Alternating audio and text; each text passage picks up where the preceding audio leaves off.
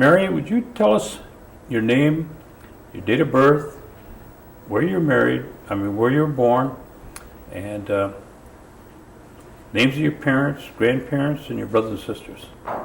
Okay, my name is Mary C. Parkhurst. I was born in De Pere, Wisconsin. At the time it was Route 4, so I don't know the name of the road. In Allegheny Township of Oneida. And my father's name is Freeman N. Parkhurst. And my mother's name was Irene Elizabeth John. What did the N stand for in your father's name, do you know? None. Because when he went to the service, he didn't have any middle name, and they said, "What's your middle name?" And he said, "None." So the service gave him none. Okay. And my grandpa Parkhurst is Edward Parkhurst, and my grandma Parkhurst is Hilda Matoxen Parkhurst. And I don't know their middle initials. And my grandparents on my mother's side is Hyson John Sr. And his wife was Jenny John. What about your brothers and sisters? My brothers, I had a Brickman Ralph Parkhurst. He died of a gunshot wound. And I had another brother named Benjamin Parkhurst. And I had another brother named Floyd Leo Freeman Parkhurst, I think. And my sisters are Martha Ramona Parkhurst Ganador, and the other one is Lida Hilda Parkhurst Metoxen, and the other one is Wilma Louise Parkhurst Green.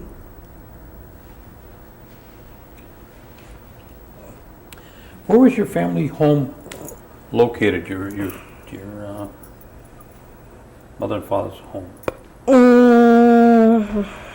How would I say this? It was down, we'll say Freedom Road for today. Down Freedom Road by Ben Jordan's and between Rhodey Acterson or Tom Gray down there on the reservation. You sort of kind of lived down the hill a little bit. Okay. Now, when you were born, you say were you born at your mother's and father's? Yes, I was. And is that where you grew? I was grew up born as a down little there. girl? Yep.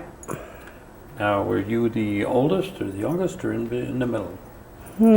I think I'm the third oldest. There's two boys and me and Bricky way down there.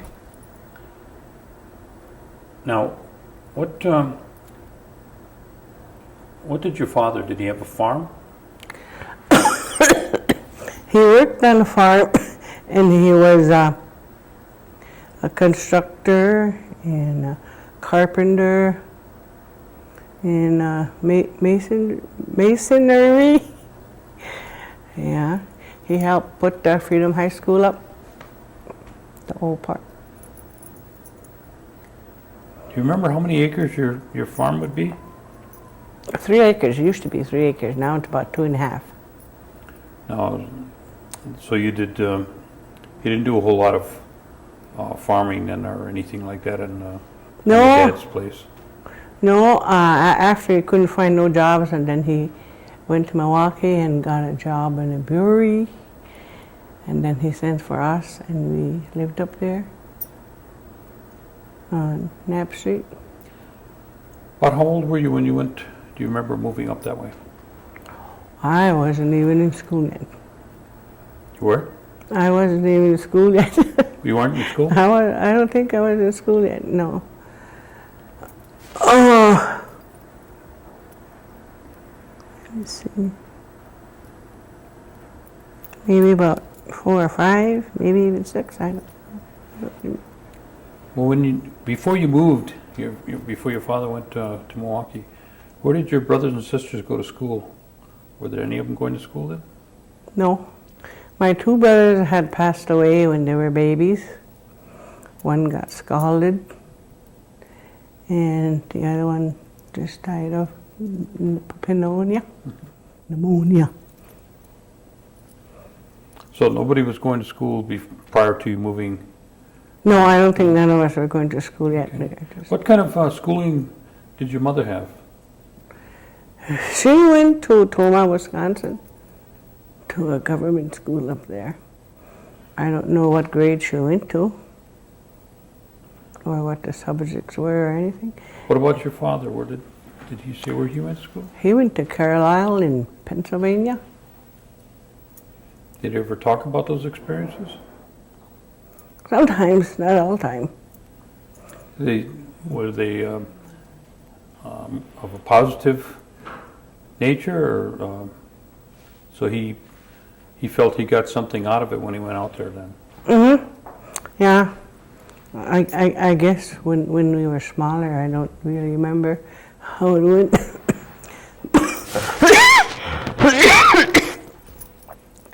But when it got time to go to school, well, then the government will come and pick you up, take you to school. And either you stay there till you graduated or till somebody came after you, something like that. What about your grandparents? Did you know what kind of schooling they might have had? Okay. Now, you tell me you moved down, your dad got a job at the brewery? Mm-hmm. And you moved down to Milwaukee? Yes. Mm-hmm. Okay. So is that where you started school in Milwaukee? Yeah, I started school in Milwaukee. I don't even remember the name of the school. Did you live on the north side or south side? We lived on the east side. East side? On the east side of Milwaukee. I think that was Jefferson Street School. I don't remember. But I remember when he had to come after me one time after school. And there's something I couldn't get done. And I just couldn't understand it. First thing I knew, there was a knock on the door. And the teacher said, "Come in." And he said, "Well, I came after my daughter and I'm taking her home." So I went home with my dad. I don't remember what the subject was even.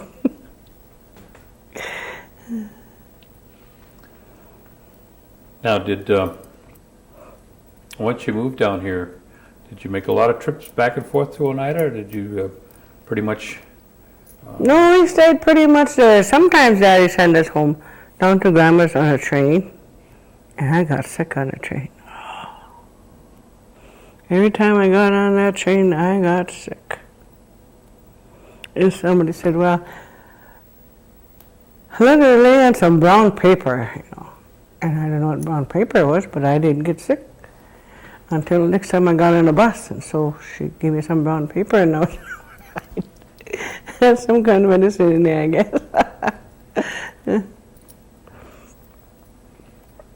Now, how long did your dad work at the brewery?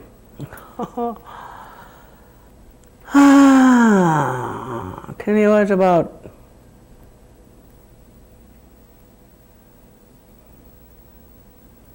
39 or 40.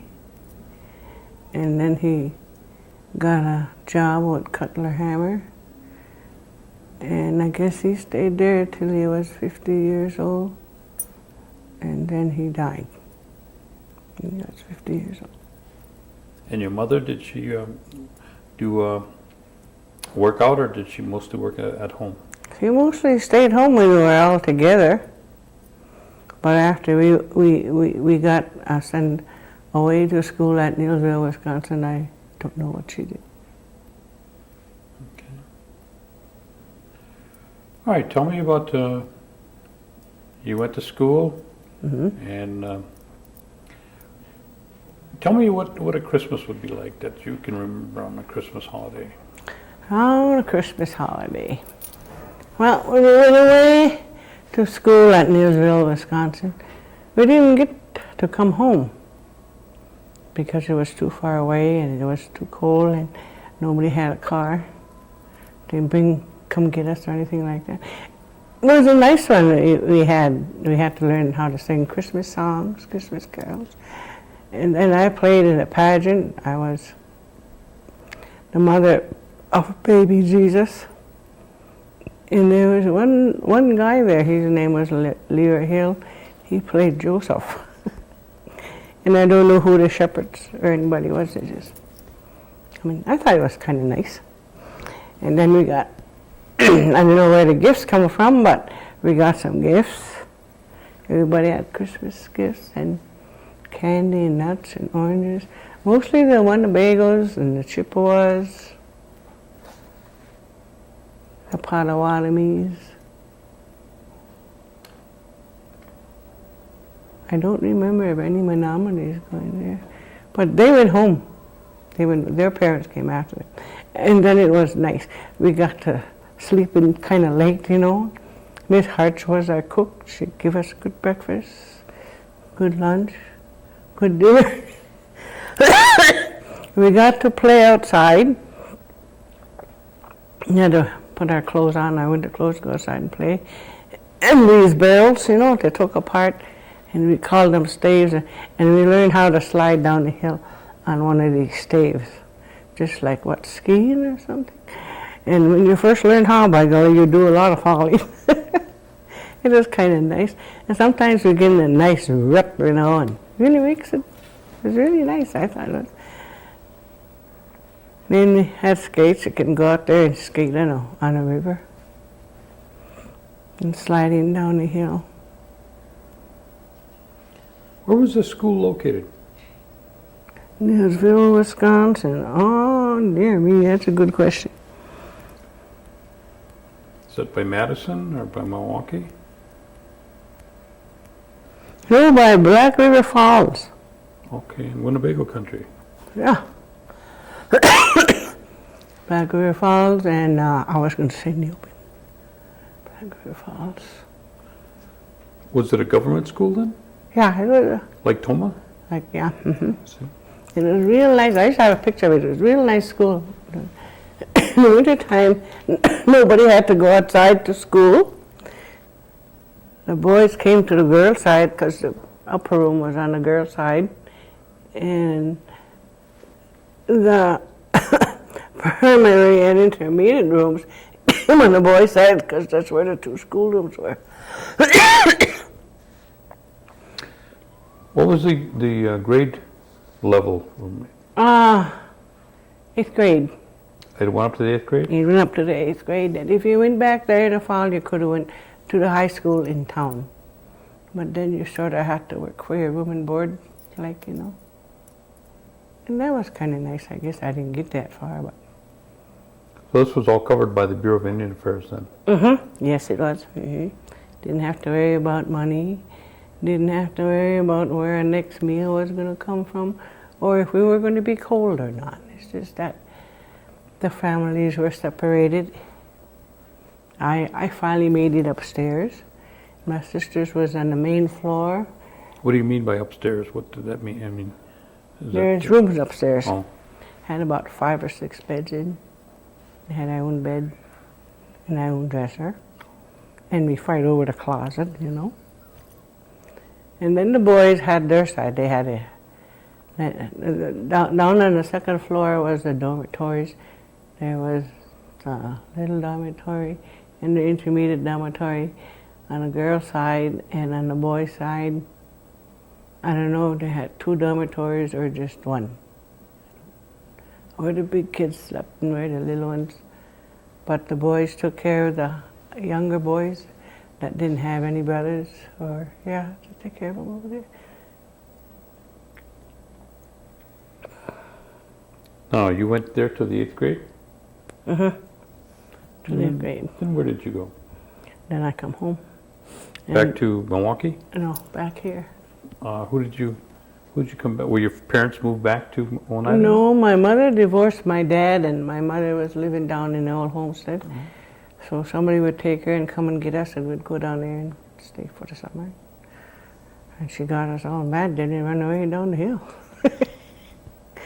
And there's a creek down there, a little sandy beach. We used to go down there and play quite a bit. So you come back to where your mom was back here in Oneida. Okay, then tell me about what happened when you come back. Was there a lot of changes by the time you came back that you could remember?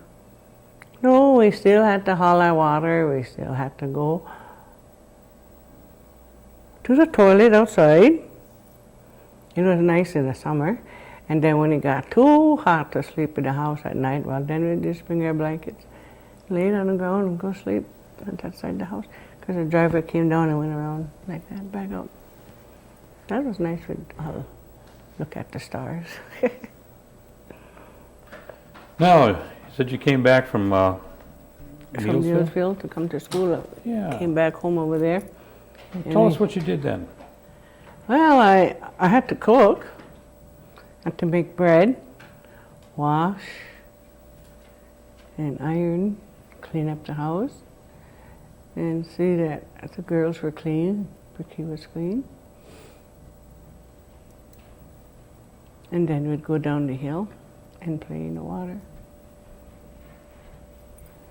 Did you go to work after that?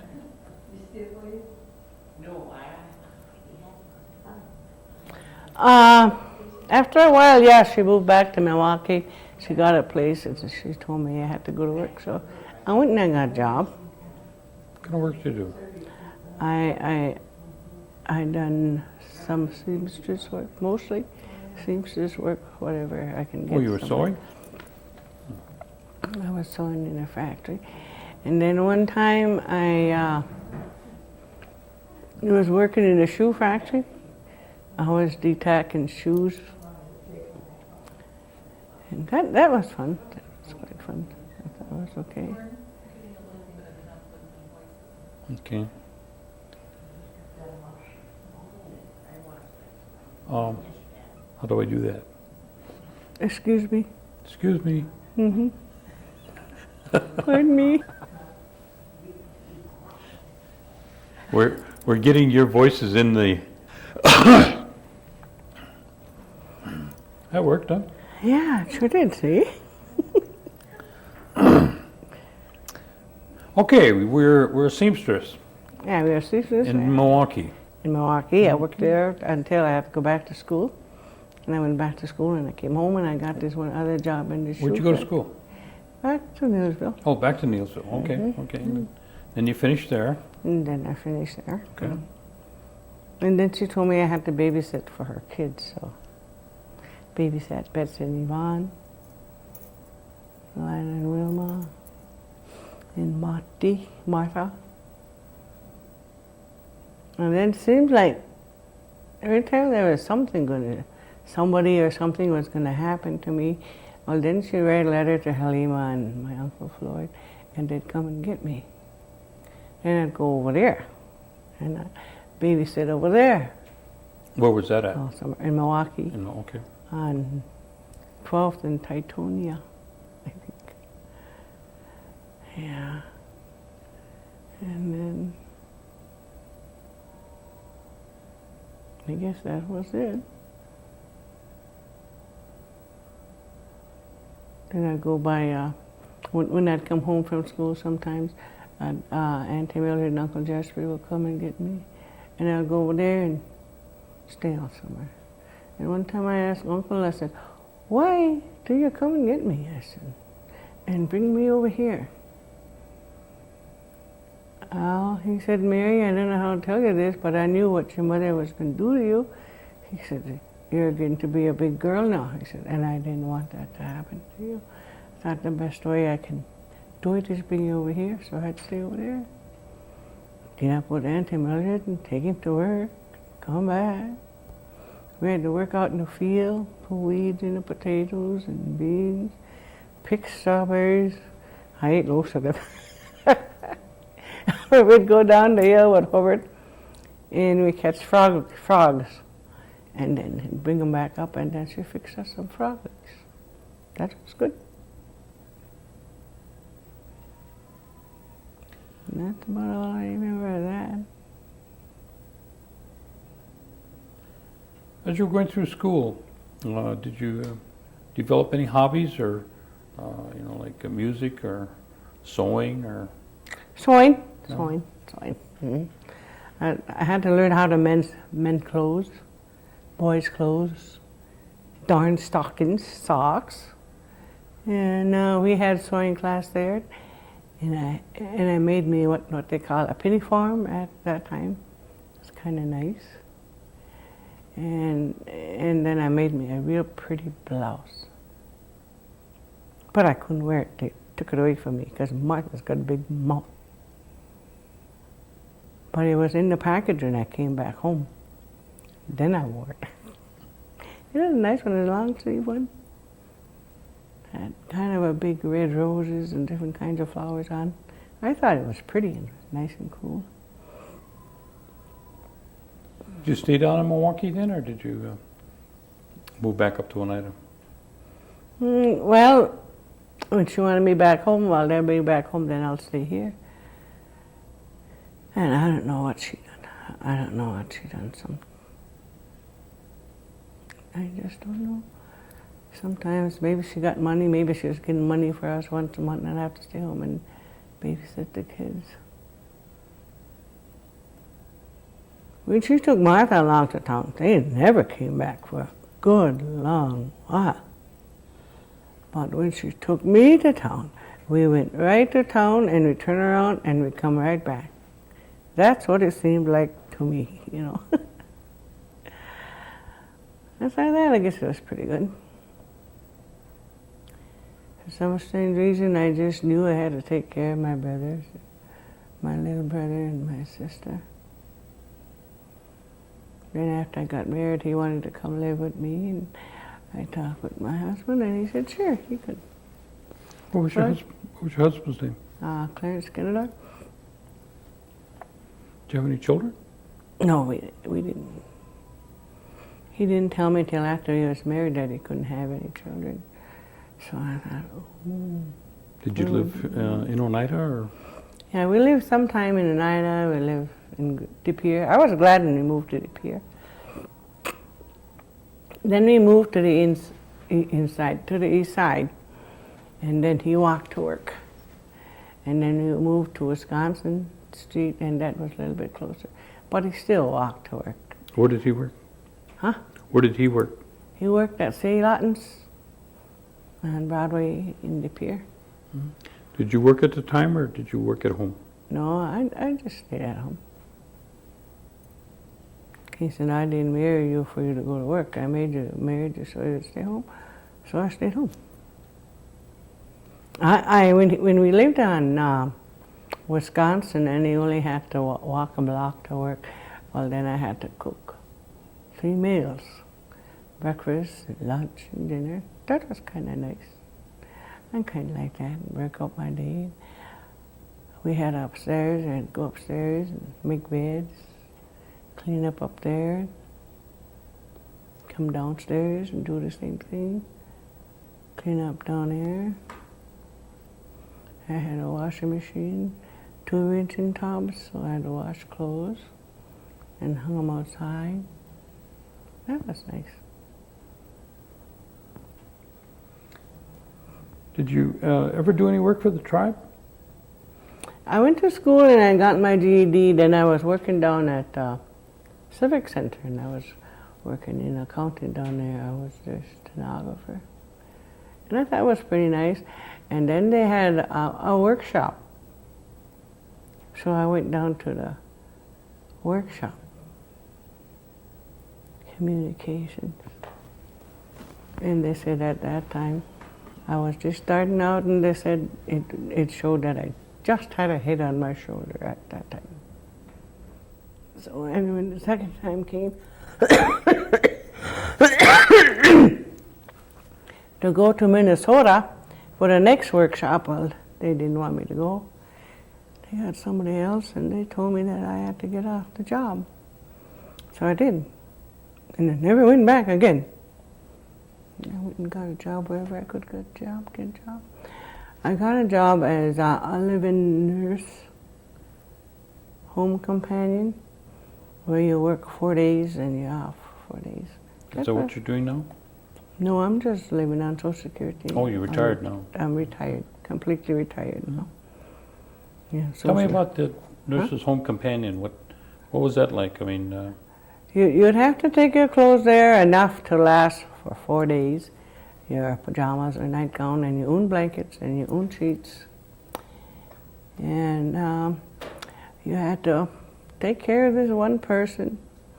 You wash her up, get her breakfast ready. And then when she went back to bed to lay down, well, then you had to wash her all over the place and put a clean nightgown on her and give her a clean robe. And you had to help her in and out of her wheelchair. So that wasn't too bad. That was nice. She lived upstairs, so we never can go outside. That was okay. She had a nice place. And this other woman that I went to work for in Sturgeon Bay, boy, she was a difficult one. But I got her to eat. For everybody else that went there to be with her for 4 days, she wouldn't eat. And I had to keep a log of everything that she ate, and what went on that day for the two of us. And she always stayed in her room. She had a nice, great big bedroom, nice bed. It was a beautiful bedroom set. And a TV, she had TV in there. But she didn't want anybody in the living room, so it was kind of hard. And still yet I had to go in there to go to my own bedroom. That was nice. I had a nice high bed. And I used her blankets. I didn't stay there long enough to do her washing. I didn't do her washing. And then I got to work for Lucille Myers. She was very nice. I didn't have to do the washing or the cleaning, just feed her faces. See, that everything was fine. That was good. They had a cleaning woman to come in and clean and do the wash. And they went downtown to the grocery store and got the groceries. And that was neat. I had to give her a shower. She used to make me mad, she'd turn that shower and she'd stand there and holler. Oh, she had the water too hot. So I tried to make her get out of the way, but she wouldn't get out of the way. So I just turned it down and I turned it back up a little bit until it was okay. Otherwise, by golly, she really put that hot water on. Was there anybody from your family involved in the tribal operations at all that you can remember?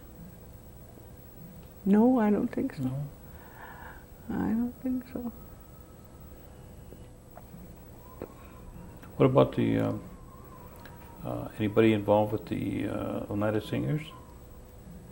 Martha is, Lida is, and I am. You see me down there every once in a while, hollering my lungs out. Tell me about that. Tell me about the Oneida Singers and your involvement. Oneida Singers. As far as I can gather about the Oneida Singers is that they go sing at wakes and they sing at the funerals. And if they go someplace to practice, I don't know where they go. And I know they're in a parade for 4th of July, they sing.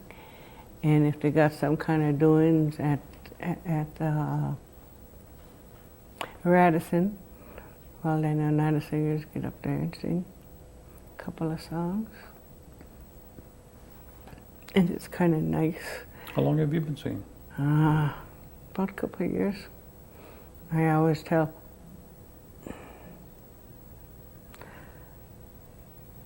what's her name? Carol, I need a leader. I really need a leader. I can't sing without a leader. So, she's there. Melinda wants me to start singing, but I don't know if I could carry a tune long enough, even for number 6, and If I just get started, maybe I'll be too high, maybe I'll be too low. But I figure, well, next time she asks me to, I'm going to give it a good try. Because I open up my mouth and it gets stuck right there. Then when somebody else joins in, well, then it gets all stuck and I can do it. And I think they're pretty neat. They're pretty nice. I don't know if they get paid for singing. I never got paid for singing. And I don't know beans about singing, about the words. I just wanted to sing. Do you know any of the words? No. I don't know. Just a few, huh? Just a few. Just a very few, that's all. I don't know anything. Your parents, they spoke. Yeah, my mom and dad spoke quite a bit. Why do you think that they never taught you? Well, when I was a little girl, I tipped over at in-time paralysis. And I lost it. I lost it when I tipped over. And now if I want it back, they said I have to forget my mother, so it will come back. It's something to me, I don't know how true it is to me, it's something that she did to me that I got this in-time paralysis for, and she was there. But I was in a coma for a couple of months there. I'd either come out of it or I die. So you see, I'm here. And then when I had my open heart operation, I died over there again for a whole month. And then I come back, and I've been here. And the doctor said I had to go to a place like this. Mm-hmm. Not right in the nursing home, but closest to heaven where I'm ever going to get alive. How long have you been here? Since 91. I look it up every once in a while. And yeah. I went to the doctor and I told him I want to move. No. I said, why not? He said, I don't trust you yet. So he gave me 6 months from not seeing the doctor in 6 months, you know, to learn how to take care of myself again, you know, go and do what I want to do and needed to do and whatever it was, you know. And so that went on for a little while. Then after a while I fell down. He said, I'm putting you back on 4 months. I said, I don't want to be on 4 months. I want to be on from 6 months to a year. No, he says, I can't do that. He said, you fell down. He said, you fell down kind of hard, but you don't know it. Told me. I says, okay. So February will be my 4th month. So I'll go back in for another checkup again. Maybe he'll give me another 4 months to stay away from you.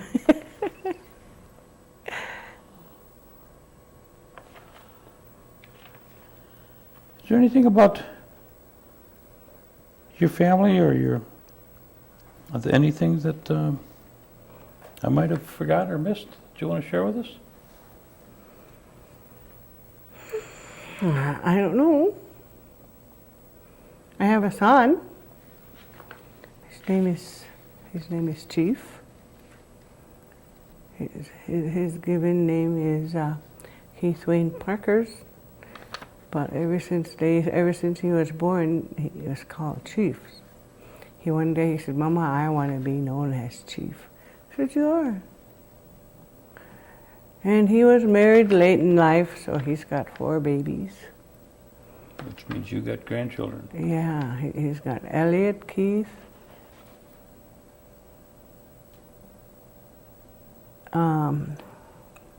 Beeler.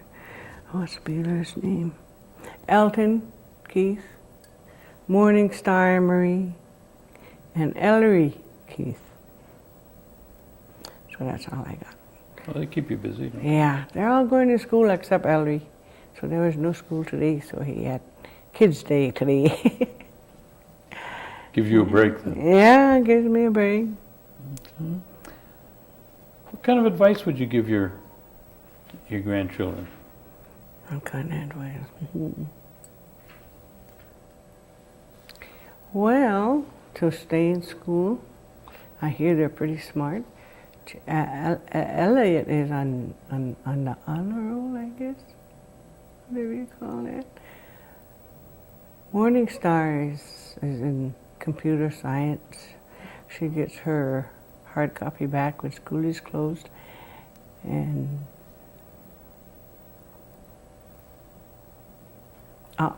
I'll call Elton Beeler. And he's a Beeler.